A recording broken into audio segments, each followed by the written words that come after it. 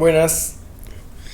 Este, bueno, chiquilines, vamos a comenzar una clase de repaso sobre la tercera ley de Newton, que es uno de los conceptos o de los principios, mejor dicho, que son fundamentales para entender la teoría de la mecánica clásica, la teoría de Newton. Es el de los tres principios fundamentales, es el único que fue en realidad introducido por Newton completamente, y es un principio muy importante porque es el que permite completar esta estructura básica de la teoría, que son los tres principios. ¿De qué habla la tercera ley de Newton? Habla de la interacción entre dos cuerpos, básicamente. Nosotros sabemos por definición de fuerza que la fuerza es una acción mutua entre al menos dos cuerpos. Que esta acción mutua provoca cambios de forma y cambios de velocidad en los cuerpos. Pueden ser las dos cosas o pueden ser solamente una. Y lo que dice esta ley es cómo se producen estas dos fuerzas entre sí. ¿Cómo son? ¿Cómo las puedo comparar? ¿Cómo es el resultado de la interacción entre dos cuerpos? Bueno, van a tener un video anexado a que es el de la situación que ven ahí, de un martillo golpeando un clavo, y donde se puede analizar lo que vamos a hablar ahora. Lo primero que tenemos que tener en cuenta es que la interacción es una acción mutua entre al menos dos cuerpos. Y eso es la definición de fuerza, básicamente. De la fuerza podemos decir también que es una magnitud vectorial, como ustedes lo vienen viendo en estas clases, que se mide en Newton, que tiene un instrumento de medida que es el dinamómetro. Pero digamos como abreviación a su definición podemos decir que es una interacción entre al menos dos cuerpos. Y lo que dice la tercera ley de Newton es cómo son entre sí estas dos fuerzas que se producen en la interacción de al menos dos cuerpos. Y como vemos acá en esta situación, lo que sabemos nosotros es que cuando se produce una interacción, por ejemplo, entre un martillo y un clavo, una colisión es el ejemplo más sencillo de observar la interacción entre dos cuerpos. El martillo sabemos que le hace una fuerza del clavo porque se hunde en el material sobre el que está apoyado. Esa fuerza la podemos representar hacia abajo y le vamos a llamar fuerza que le hace el martillo al clavo. La representación, el vectorcito acá va así, va porque estoy representando la flechita al vector fuerza. Sabemos que esta es la fuerza que el martillo le hace al clavo. Se me borró ahí la L de clavo. Ahora, si nosotros observamos la situación y ustedes ven el video que está a continuación, van a ver que cuando el martillo golpea el clavo, el martillo no sigue con su movimiento. Hay un cambio en su movimiento. Se produce un rebote. Si se produce un cambio en el movimiento del martillo, es porque sobre el martillo actúa una ¿qué? Ahí está. Una fuerza. Ahora, ¿quién le produjo esa fuerza? No fue la mano que lo levantó. Cuando golpea, rebota el martillo. La única chance que me queda es que esa fuerza sobre el martillo la ejerce el clavo. Sí, el clavo le hace fuerza al martillo también. Es una interacción, se producen dos fuerzas simultáneas. Eso es otra cosa importante. Las fuerzas se producen al mismo tiempo. No es que se produce una primero y otra después. No es que el martillo golpea y al ratito salta. No, es instantáneo. Cuando el martillo golpea, el clavo se hunde y el martillo salta al mismo tiempo. Son fuerzas simultáneas. Ahora, la clave está en pensar cómo es la fuerza que el clavo le hace al martillo. ¿Cómo será en comparación con la fuerza que tengo dibujada acá? La que el martillo le hizo al clavo. Y es un ejercicio de lógica, aunque también lo puedo reproducir en experimentos, y es lo que ha pasado. La tercera ley de Newton en la mayoría de los experimentos se comprueba, por lo menos en donde la mecánica de Newton tiene validez, que es con situaciones de objetos macroscópicos, no yéndome al mundo atómico, ahí ya deja de tener validez, como deja de tener validez otras de las leyes de la mecánica. O cuando tengo cosas muy grandes, como por ejemplo cómo es la interacción entre galaxias, ahí la tercera ley de Newton también. falla, pero en esta situación se cumple. Y en las situaciones que vamos a ver en todo el curso se cumplen también. De la vida cotidiana, la tercera ley de Newton funciona perfecto. Entonces tenemos la fuerza que el clavo le va a hacer al martillo. Y pensemos, si es una interacción, la interacción va a depender de las dos cosas. ¿Ah? Cómo venga el martillo, la fuerza que se produce sobre el clavo va a depender de cómo venga el martillo. Y la fuerza que se produce sobre el martillo va a ser cómo sea la posición del clavo, el material que tenga, ¿tá? Su resistencia a ese hundimiento que hay sobre el otro material, que puede ser una madera, por lo general, o una pared. Pero es una interacción sola. Por lo tanto, la lógica indica que la fuerza que el clavo le hace al martillo, por lo menos tiene que estar en la misma dirección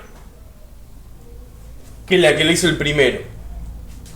Obviamente, si el martillo rebota, la fuerza tiene que ser en el sentido opuesto a la que le hizo el clavo. Vamos a cambiar un poquito acá. Vamos a ponerle fuerza que el clavo le hace al martillo. Y lo menos intuitivo de todo, quizás, es qué pasa con el módulo, con el valor de la fuerza. Uno tiende a pensar que como el clavo tiene un efecto mucho mayor, es el clavo el que experimenta una fuerza más grande y el martillo una fuerza más chica. Pero eso, si lo pienso desde el punto de vista lógico, no tiene mucho sentido con el concepto de interacción. La interacción se produce al mismo tiempo. Es el resultado de esa acción mutua entre clavo y martillo. Por lo tanto, lo lógico es que las dos fuerzas tengan el mismo módulo, sean de igual valor. Si el martillo le hizo 10 newton al clavo de fuerza, el clavo le va a hacer 10 newton de fuerza al martillo. Pensémoslo de esta manera. ¿Por qué se dan distintos los efectos de ambas fuerzas? ¿Por qué sobre el clavo se observa un efecto mucho mayor que sobre el martillo? Ahí está. Porque el martillo tiene una masa distinta. Es más masivo. Y una misma fuerza, ejercérsela a algo que tenga más masa, va a producir un efecto totalmente distinto. Entonces, las fuerzas son de igual módulo, ahora los efectos que producen pueden ser distintos. Pensémoslo en la colisión entre un camión y un auto. ¿Ah? Como a modo de ejemplo nada más. Tengo un camión acá, un camioncito. Y colisiona con un auto más chiquito de menos masa.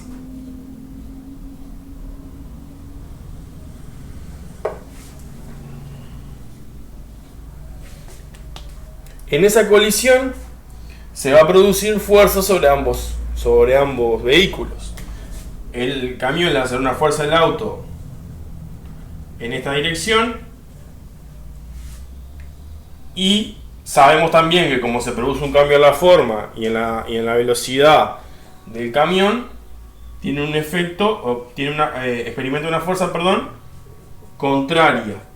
Las fuerzas tienen igual módulo. Ahora, ¿por qué se observa un mayor efecto sobre el auto? Seguramente porque el auto tiene menos masa.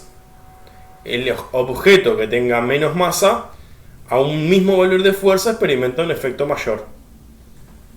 Pero no significa que la fuerza que le hace el camión al auto sea más grande que la que el auto le hace al camión. No, las fuerzas son de igual valor. Los efectos que se producen son distintos. En resumen, ¿qué dice la tercera ley de Newton? Dice que las dos fuerzas que se producen en una interacción entre dos cuerpos tienen igual módulo, el valor de las fuerzas son iguales, igual dirección, las fuerzas están sobre la misma línea. Si miro acá, las fuerzas están sobre una línea horizontal y acá están sobre una línea vertical. La dirección de las fuerzas es la misma. Ahora, lo que es distinto es el sentido. En la interacción de dos cuerpos, el sentido de las fuerzas es opuesto.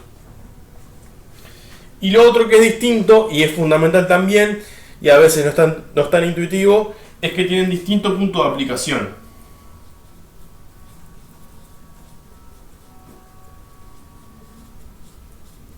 ¿Qué significa esto? Que las fuerzas no actúan sobre el mismo cuerpo, lo que es lógico.